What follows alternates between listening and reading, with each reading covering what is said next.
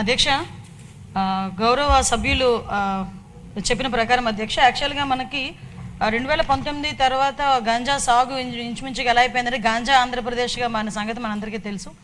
తర్వాత మనకి NDA government వచ్చిన తర్వాత ఇమీడియట్గా దాన్ని ఈగల్ మనం స్థాపించుకొని ఈగల్ ద్వారా మ్యాక్సిమం గాంజా సాగునైతే అధ్యక్ష నేను చాలా హ్యాపీగా చెప్పగలను, గర్వంగా కూడా చెప్పగలను. ఈరోజు ఆంధ్రప్రదేశ్లో గాంజా సాగు అనేది జీరో కల్టివేషన్ అధ్యక్ష.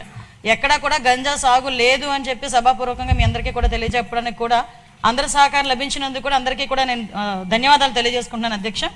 ముఖ్యంగా ఇప్పుడు మనకి ఉన్న ప్రాబ్లం కాస్త ఏఓబి ప్రాంతాలు అంటే ఒరిస్సా నుంచి వచ్చేటప్పుడు కానీ కొంత ట్రాన్స్పోర్టేషన్ అయితే మన ఆంధ్రప్రదేశ్ గుండా సాగుతుంది. ఇప్పుడు ఎక్కడైతే దానికి సంబంధించి ఇంతకుముందు చెక్ పోస్టులు అయితే ఏర్పాటు చేశారు, కానీ చెక్ పోస్టులని కూడా ఎక్కడ కూడా నిఘా పెట్టి కానీ కొంచెం దాన్ని బాగా ఎక్కువగా ఎఫెక్టివ్గా పనిచేసేటట్టుగా ఎక్కడ కూడా పెట్టుకోవాలి. ఆల్రెడీ మన ఎన్డీఏ గవర్నమెంట్ వచ్చిన తర్వాత అధ్యక్ష చూసుకుంటే 1-2 చోట్ల మాత్రమే చెక్ పోస్టులు ఏర్పడే పరిస్థితి. కానీ మనం ఏం చేసామంటే ఇప్పుడు ఇంటర్ స్టేట్ చెక్ పోస్టుల కింద సుమారుగా 5 జిల్లాల్లోని కూడా దగ్గర 35కు పైగా చెక్ పోస్టులు పెట్టుకున్నాం అధ్యక్ష.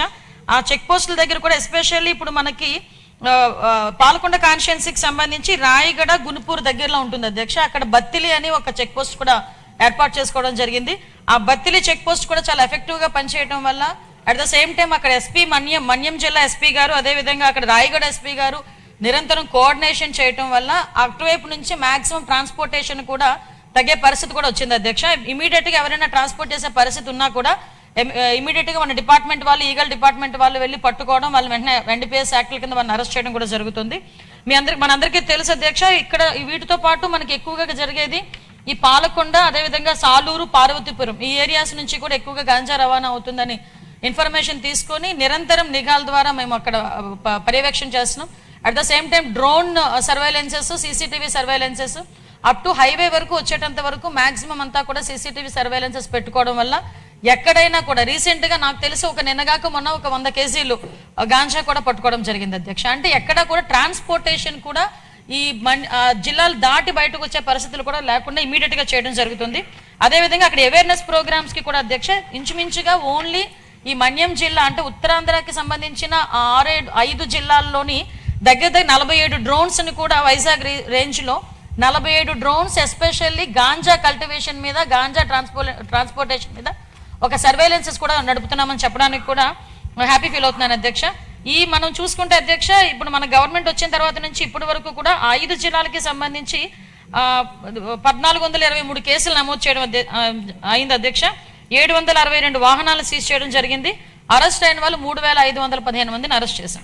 వీటితో పాటు వాళ్ళ దగ్గర ఒక అవగాహన కార్యక్రమాలు చేయాలి కాబట్టి దానిలోని చాలా పెద్ద ఎత్తున తీసుకొని ప్రతి మన ఎడ్యుకేషన్ డిపార్ట్మెంట్ నారా లోకేష్ గారి సారథ్యంలో సహకారంతో ప్రతి స్కూల్లోని కూడా ఈగల్ క్లబ్స్ని కూడా ఏర్పాటు చేసుకోవడం జరిగింది. పాలకొండ శాసనసభ నియోజకవర్గంలో 131 ఈగల్ క్లబ్లు కూడా ఏర్పాటు చేసుకొని పిల్లలకి కూడా దీని మీద అవేర్నెస్ కార్యక్రమం చేపట్టడం జరుగుతుంది. అదేవిధంగా అధ్యక్ష మన్యం జిల్లా మొత్తం చూసుకుంటే 493 ఈగల్ క్లబ్స్ ఉన్నాయి అధ్యక్ష.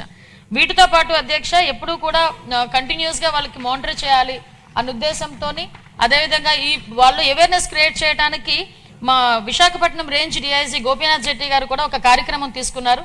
పాయక్రోపేట టు ఇచ్చాపురం అభ్యుదయం అని చెప్పి ఒక సైకిల్ యాత్ర కంటిన్యూస్గా సైకిల్ యాత్ర చేస్తూ ప్రతి గ్రామాన్ని కూడా టచ్ చేసుకుని అవేర్నెస్ ప్రోగ్రామ్ తీసుకుని వెళ్ళారు అధ్యక్ష. ముగింపు కూడా మన ఇచ్చాపురం శాసనసభ్యులు అశోక్ గారి ఆధ్వర్యంలో చాలా మంచిగా జరిగింది.